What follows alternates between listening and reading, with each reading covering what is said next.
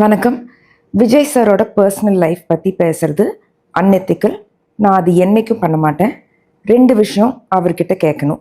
ஒன்று, நீங்கள் அரசியலுக்கு வர்றதுக்கு முன்னாடி மக்களுக்கு என்ன பண்ணியிருக்கீங்கன்னு ஒரு லிஸ்ட் பப்ளிக்காக சப்மிட் பண்ணுங்கள்.